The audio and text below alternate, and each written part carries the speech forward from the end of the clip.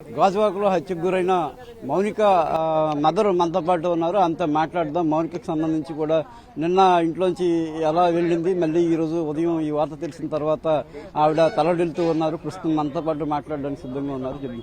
చెప్పండి, మౌనిక నిన్న ఇంటి నుంచి ఏ టైంలో బయలుదేరి వెళ్ళారు, ఏమని చెప్పారు, మీతో ఏం మాట్లాడారు? నేను ఫస్ట్ చర్చికి వెళ్ళిపోయానండి. ఇద్దరు పాపలను టిఫిన్ తిన్నారు.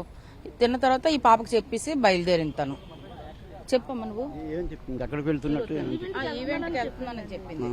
ఈవెంట్ అంటే అక్కడ చెప్పాను, ఎక్కడ చెప్పలేదు ఈవెంట్ అన్నని. సాయంకాలం ఈవెంట్ ఎక్కడ అంటే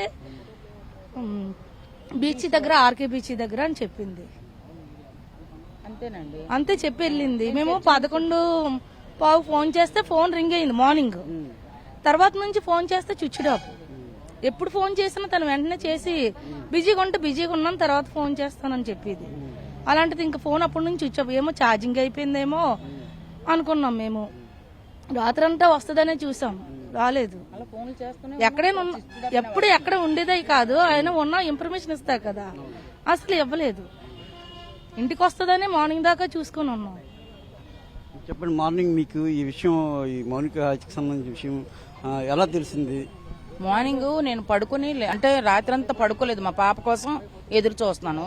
ఇక మా పాప ఏమొచ్చి ఫోన్ తీసి చూడగానే మెసేజ్ వచ్చిందంట, మౌనిక డెడ్ అనేసి. అప్పుడు వెంటనే ఏడ్చుకుంటూ వచ్చింది నా దగ్గరికి. వంట చేస్తుంది తను.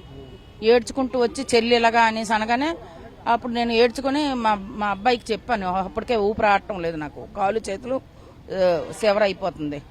చెప్తే అప్పుడు వీళ్ళకి కూడా ఎవరు ఫోన్ చేసి చెప్తే అందరం కలిసి స్టేషన్కి వచ్చాము. రవీందర్తో పరిచయం ఉన్నట్టు ఇప్పుడన్నా మాట్లాడుతున్నట్టు కానీ మీకేమైనా సమాచారం ఉందా? సార్, అటువంటివి ఏమి లేవు. మా అమ్మాయికి మాత్రం అటువంటివి లేవు. సంబంధాలు, తప్పుడు సంబంధాలు గట్రా ఏమీ లేవు. ఇప్పుడు ఇలాగ జరిగిన తర్వాత దేంట్లో ఆన్లైన్ లోనో ఎక్కడో ఏదో పరిచయం, యాప్లో పరిచయం అని చెప్తున్నారు. మాకు తెలియదు అతని ఫోటో గాని అతని పేరు గాని, అసలు ఏమి మేము అటువంటి వినలేదు. ఇక్కడే ఇలాగ స్టేషన్ లోనే వింటున్నాం అన్నినో. అలా వినలేదు. మేము ఇంటికి తను బోల్ డబ్బులు తెచ్చుకుంటది, ఎందుకంటే బ్యాంక్ లో చేస్తుంది, ఆ డబ్బులు వస్తాయి. తర్వాత ఈ ఖాళీగా ఉండకుండా ఈవెంట్లకు వెళ్ళిపోద్ది. ఈవెంట్లు ఆ డబ్బులు ఈ డబ్బులు తను దాచుకుంటుంది. నాకు జీతం వస్తుంది, తినకి జీతం వస్తుంది. ఇంకొక అబ్బాయికి తన డబ్బులు తను తెచ్చుకో. మా ఆయన కూడా టీచరే, అతనికి డబ్బులు వస్తాయి. ఎవరి డబ్బులు వాళ్ళకి వస్తాయి కాబట్టి ఒకరికొకరు అడుక్కోము. అయినా సరే మా పాప నాకు మందులు తెస్తుంది, నెల మెడిసిన్ అది మందులు తెస్తుంది, కాయగూరలు ఆకుకూరలు, అప్పుడప్పుడు చికెన్ మటన్ అన్ని తెస్తుంది. నిన్న కూడా చికెన్ తెచ్చి నేను చర్చికి వెళ్ళిపోయాను. చికెన్ తెచ్చి ఆ లక్కకి ఇచ్చేసి టిఫిన్ తినేసి వెళ్ళిందంట. సరే వచ్చేస్తుందని మేము ఎదురు చూస్తున్నాం. ఏమాత్రం ఛార్జింగ్ అయిపోయి ఉంటది అనుకుంటున్నాం. ఇంత 12 దాటిందంటే ఒకవేళ లేట్ అయిపోతే అక్కడ ఉండిపోయారేమో ఈవెంట్ లోని అనుకున్నాను. తెల్లవారితే 2 విధాలుగా ఆలోచించి ఊరుకున్నాం మేము. ఊరుకున్న తర్వాత ఉదయం తెల్లవారు 7:15-7:30 తెలిసిన తర్వాత పరిగెట్టుకుంటూ ఇక్కడికి వచ్చాం. న్యూస్ ఇప్పుడు ఈ డబ్బులకు సంబంధించి ఏదో అడుగుతుంది నన్ను, అందుకే చంపేశానని రవీంద్ర పోలీసులకు చెప్పాడని అంటున్నారు. పోలీసులు అంటున్నారు, మీరే అంటారు? లేదు సార్, డబ్బులా తన దగ్గరే బోల్ డబ్బులు. తను ఏం చేసుకుంటది? బోల్ డబ్బులు తన దగ్గరే. ఎవరికైనా అప్పు ఇచ్చే రకమే గానీ తన ఏమి ఒకరికి డబ్బులు అడగదు. నేను చెప్తున్నాను కదా సార్, ఎవరి మట్టుకు సంపాదించుకుంటున్నారు, ఎవరి ఖర్చులు వాళ్ళు తెచ్చుకుంటున్నారు. ఎవరిని ఏమీ అడగవసరం లేదు. మాకు కూడా నాకే మందులు తెస్తుంది, ఇంటి కూర ఖర్చులు అవి చేస్తుంది. నాకు కూడా డబ్బులు అడగదు. మా డబ్బులు మాకే సరిపోతున్నాయి సార్. అంటే ఇప్పుడు మౌనిక ఇలాగా పలానా అతను రవీందర్తో పరిచయం ఉన్నట్టు ఏదో మాట్లాడుతున్నట్టు కానీ ఇప్పుడు మీకు ఇంట్లో ఎప్పుడు అలాంటిది రాలేదు? ఇంట్లో ఎలా ఉండేది మౌనిక? ఇంట్లో మామూలుగా ఉండేది. ఎప్పుడు మా పాప చిన్నప్పటి నుంచి ఎలాగ ఉండేదో అలాగే ఉండేది. నిన్న కూడా టిఫిన్ తినేసిన తర్వాత నేను బాయ్ చెప్పేసి వెళ్ళిపోయాను. వాళ్ళ అక్కకి బాయ్ చెప్పి తను వెళ్ళిపోయింది. ఏం తేడాలు ఏమి లేవు, మార్పులు ఏమి లేవు సార్. నార్మల్ గా ఉన్నది. ఈవెంట్లకు వెళ్ళడం, డ్యూటీకి వెళ్ళడం, ఇంటి దగ్గరకు ఉండడం, అంతే. మామూలుగా లైఫ్ పట్ల ఎలా ఉండాలని కోరుకోవడం కానీ ఎప్పుడైనా ఏదైనా చెప్పేదా మీకు? లైఫ్ భవిష్యత్తులో ఇలా కావాలనుకుంటున్నాను, ఇది జరగాలనుకుంటున్నాను?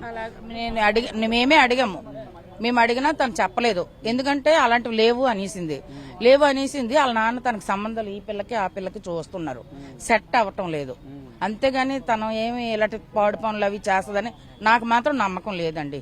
ఎందుకంటే ఏదో ఒక విధంగా తెలిసిపోద్ది కదా. నేను తల్లిని కదా, ఏదో ఒక విధంగా ఈ పిల్ల చేసినా ఆ పిల్ల చేసినా నాకు తెలిసిపోద్ది.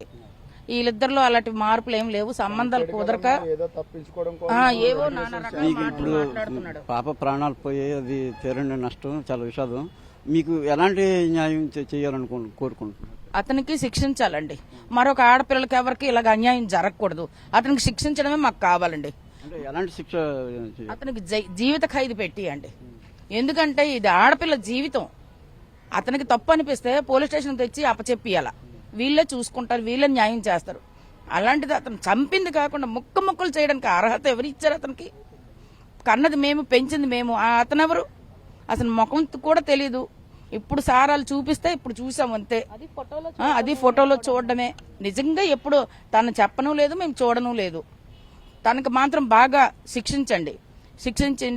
తర్వాత మనం పవన్ కళ్యాణ్, ఎవరు ఆవిడ పేరు, సునీత మేడం, అనిత మేడం మాకు న్యాయం చేయాలని కోరుకుంటున్నాను. పవన్ కళ్యాణ్ గారు మాత్రం మాకు న్యాయం చేస్తారని నేను నమ్ముతున్నాను.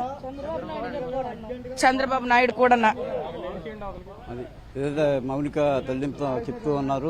ఇప్పుడు చాలా మేము కని పెద్ద చేసినటువంటి తమ అల్లారు ముద్దుగా పెంచుకున్న కుమార్తెను దారుణంగా కర్కశంగా హత్య చేయడం అనేది చాలా బాధిస్తుందని చెప్తున్నారు. దాంతోపాటు కూడా ఏదైతే నిందితుడు రవీందర్ని కఠినంగా శిక్షించాలి, కఠినంగా శిక్షించేలాగా ప్రభుత్వం చర్యలు చేపట్టాలి. ఏదైతే డిప్యూటీ సీఎం పవన్ కళ్యాణ్, అదేవిధంగా హోమ్ మినిస్టర్ అంతా కూడా ఈ కేసు పట్ల దృష్టి సారించి నిందితుడికి కఠినమైనటువంటి శిక్షలు విధించేలాగా చర్యలు చేపట్టాలని ఆమె కోరుతున్నారు. కెమెరామెన్ నరేష్తో విక్రమ్, 10 టీవీ, వైజాగ్.